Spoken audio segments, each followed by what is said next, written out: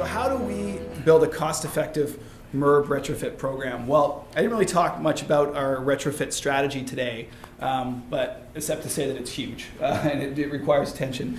But what we're doing on that is right now we've got a 15-building multi-unit residential pilot that we're running. And what it looks like out there is that there are business case-based solutions that have longer time horizons than what a typical investor typically looks at. So, we're talking about 10-year payback upgrades. And the problem that we face in the multi-unit residential space is that the average tenancy in Vancouver is about 2.5 years in a multi-unit residential building. So people aren't really interested in making long-term 10-year investments that pay for them, even if they pay for themselves, because they're looking to, shed that property in 2 to 5 years anyway. So what we're trying to do is we're doing energy efficiency upgrade assessments of all these buildings.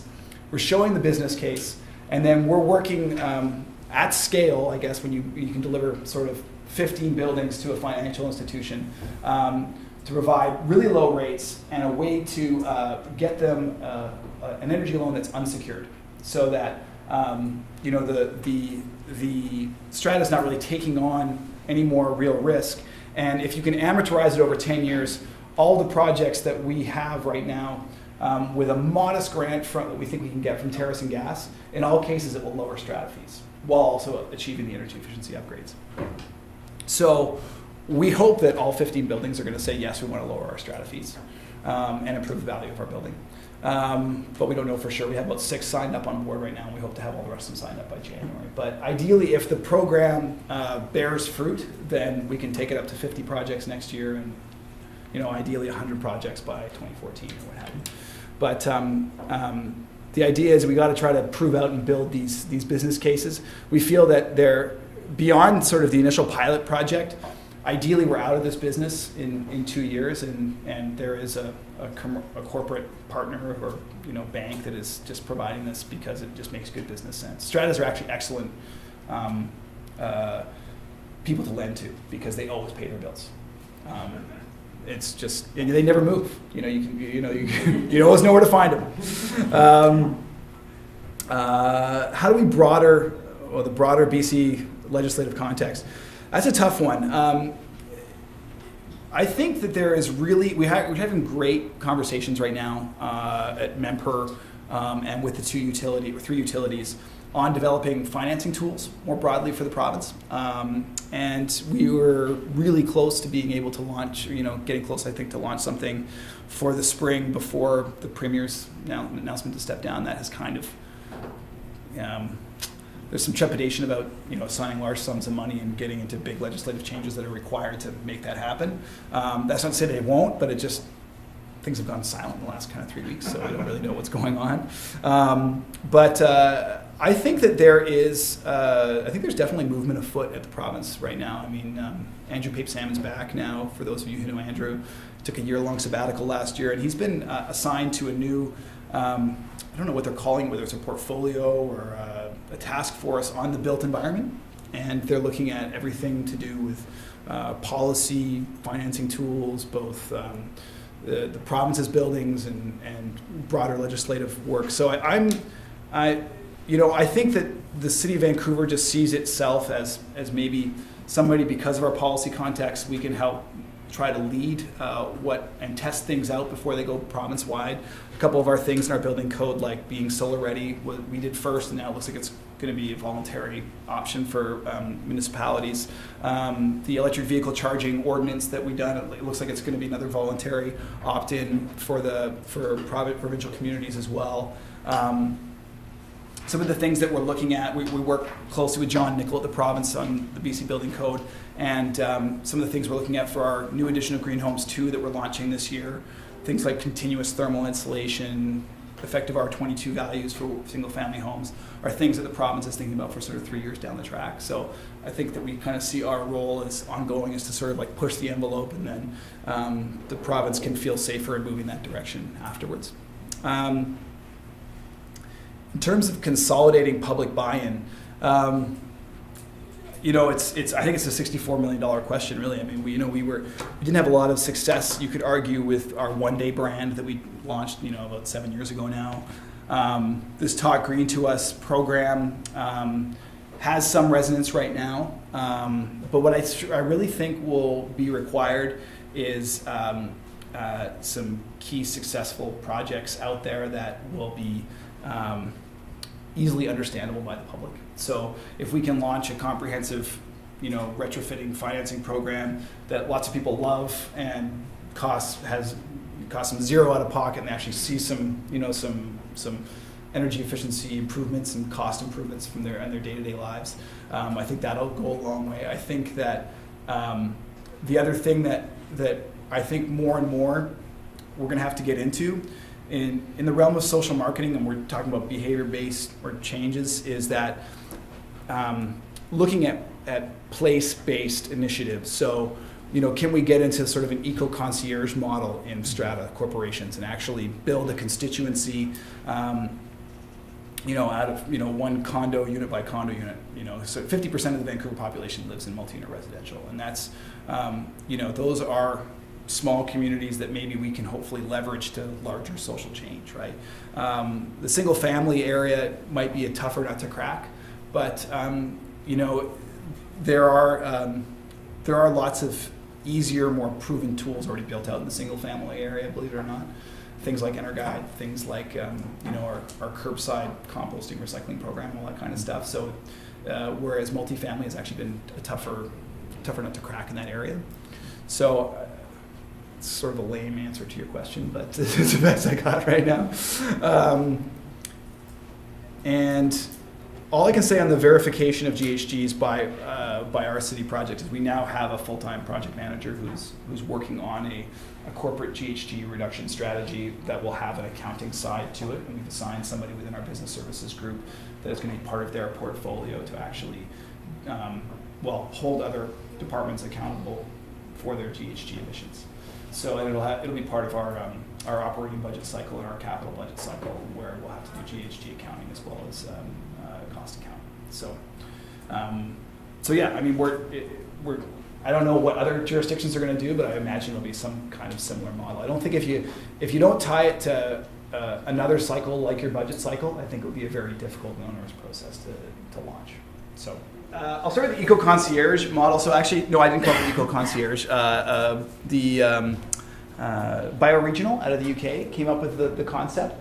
And it was something that they did initially at they haven't actually done it yet, but they're developing it for their community building in Northern California, where they realized in order to achieve a one planet community, which is their model, they actually needed to get heavily into lifestyle-based programs. So they're currently building a program based around that for their community building down there, and they've actually rolled out a very similar project at one of their at a retrofit project down in the UK called One Brighton, which is in Brighton, UK.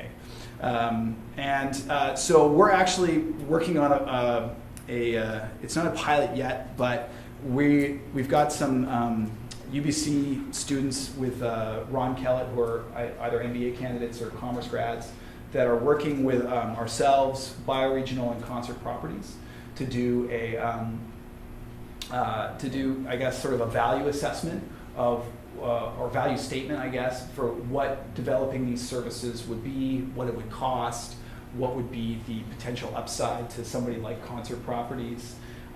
It's actually quite exciting, actually, because when you survey a lot of young grads that are coming out of the university system, number one thing that they're looking for are things that meet with their lifestyle, and then something that has a meaningful impact. So whether that's in sustainability or satisfying their creative juices or what have you. And this is a largely untapped population, because there's not a ton of jobs out there that are flexible, for one, and that also maybe meet that ethical or meaningful criteria in the sustainability field. I mean, not everyone can work for HP Leonard, unfortunately. But one of the things we found is that a lot of building managers tend to be kind of lower skilled people who are and we're actually facing a huge demographic wave on it as well too, because a lot of current building managers, at least in the projects we're looking at, are 55 plus, sometimes 65 plus, and so there's going to be a big demand for building managers and operators in the very near future, sort of the 10 years. And you're thinking that if you could broaden that work statement to include things like instituting meaningful recycling programs or bulk organic food buys or tire pressure clinics or energy efficiency optimization in buildings, you don't need to actually have a very deep skill set in terms to be one of these maybe eco-concierges as we're finding, but it's primarily being like a good host and a people person and not being a sociopath and being committed to what you do, right? And so if we can create some new job descriptions out of this, and maybe and then the value you can see to large property management firms is actually they get keen young people who are committed to doing this, and maybe we'll stay with them for a longer period of time and actually develop more skill sets and that kind of thing, and that offers them a flexible position as well too that is kind of maybe meets more of their lifestyle. I think there's a really good opportunity there. Anyway. Olympic Village. So the good news about the Olympic Village is it's going to be 50% occupied by January. So I don't know anything about leasing of the water treatment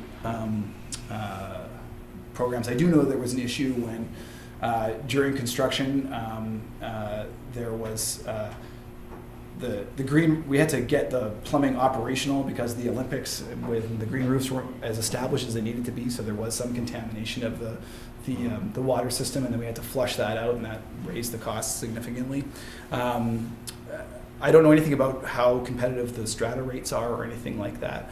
I know that we did have a good sales month this month for the Olympic Village, which is, you can't always say that, and hopefully with knowledge of the award and that kind of thing, that it will improve. What I will say is that what doesn't get talked about with the Olympic Village always is that the intention was it would always be a 3-year sell-off, right? I mean, you put 1.2 million square feet of residential development on the market at any given time, and we're now competing with ourselves, right? And so it's a lot for the local market to absorb, especially when the toilet has recently flushed on the economy. So, the loan statements were always a 3-year sellout, but the fact that we're used to seeing buildings being totally occupied, and we would have loved to have them be totally occupied by the time they were sold, but we'd always expected a 3-year sell-off as our probably our BAU, our business as usual. So it's just an anomaly in Vancouver where things are always occupied before they're sold. In terms of embers, what we're seeing for the improvement on the buildings is across the board. We're seeing about a 25% improvement in air tightness, and what that means to overall energy efficiency, we're actually just in that stage right now in terms of running some models to see what that value statement is to, especially to Terrace and Gas, because they think that they might actually be able to provide some sustainable ongoing funding to this if we can keep this improvement up. I will say that the studies done by Natural Resources Canada show that typically there's a 2 to 3 year payback in terms of weatherization and the paybacks from weatherization, and there could be up to a 25 to 30% reduction in your heating related costs from weatherization. So what we are finding is that vintages of buildings greatly impact the success of the program. If we all only just did vintage 1970s to 1990s Vancouver specials, we could across the board get probably 50% air tightness improvements. Turn of the century housing is a lot more difficult, a lot more gaps. In some cases there's just unsealed attics where you're really, without major structural change, you're really never going to close that gap. But yeah, if we just ran a Vancouver special based company, we could probably do pretty well on energy efficiency.